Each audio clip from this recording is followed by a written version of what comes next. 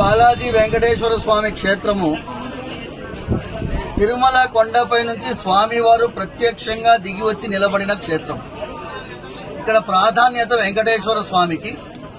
తిరుమలలో ఏ నియమాలు వర్తిస్తాయో ప్రభుత్వ పరంగా చిలుకూరులో కూడా ఆ నియమాలు వర్తించాలి. తిరుమల కొండపైన ఒక జీవో ఇష్యూ చేశారు అప్పటి ప్రభుత్వం, ఉమ్మడి ఆంధ్రప్రదేశ్ ప్రభుత్వం. దాని పేరు దివ్యక్షేత్రం జీవో. అంటే ఈ 2 కిలోమీటర్ రేడియస్ లో కొత్తగా ఏ మత సంస్థ నిర్మాణం జరగడానికి వీల్లేదు. ఆ జీవోని ఇక్కడ అమలు పరచాలని కలెక్టరేట్ ని కూడా నేను ప్రార్థిస్తున్నాను. పోలీస్ యంత్రాంగం సహకరిస్తున్నది.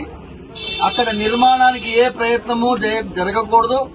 కలెక్టర్ గారిని జోక్యం చేసుకుని ఇక్కడ ఉండేటటువంటి పరిస్థితిని యథాతథంగా కొనసాగించాలని, నూతనంగా ఏ నిర్మాణ పనులు కూడా జరగకూడదని, ఇప్పుడైతే ప్రారంభించినటువంటి పనిని కూడా వెంటనే ఆపించాలని మనస్ఫూర్తిగా ప్రార్థిస్తున్నాను.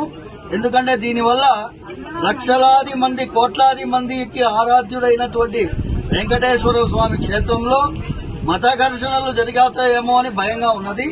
ఎందుకంటే యాంటీ సోషల్ ఎలిమెంట్స్ అంటే దీన్ని ఆసరాగా చేసుకొని ఒక మంచి సామరస్యమైన వాతావరణాన్ని పోగొట్టే ప్రయత్నం కొంతమంది జరిపే అవకాశం ఉంది. కాబట్టి ప్రభుత్వం చొరవ తీసుకోవాలని మనస్ఫూర్తిగా ప్రార్థిస్తూ, ఏ పరిస్థితి కూడా తలపెట్టకుండా, ఎమర్జెన్సీ సిచ్యువేషన్ క్రియేట్ కాకుండా అందరూ జాగ్రత్త పడాలని, అందరినీ సామరస్యంగా ఉండాలని ప్రార్థిస్తూ, మా సోదరులకు కూడా నేను చెప్తున్నాను, ఈ క్షేత్రాన్ని తిరుమల క్షేత్రంకు సమానమైనటువంటి చిలుకూరు బాలాజీ క్షేత్రం. ఇక్కడ మేమందరం కూడా మత సామరస్యానికి ప్రతీకగా ఉండేటటువంటి ఈ క్షేత్రం, దీన్ని ఇలాగే కొనసాగించేటట్టుగా తోడ్పడాలని మా ముస్లిం సోదరుని కూడా మేము ప్రార్థిస్తున్నాం.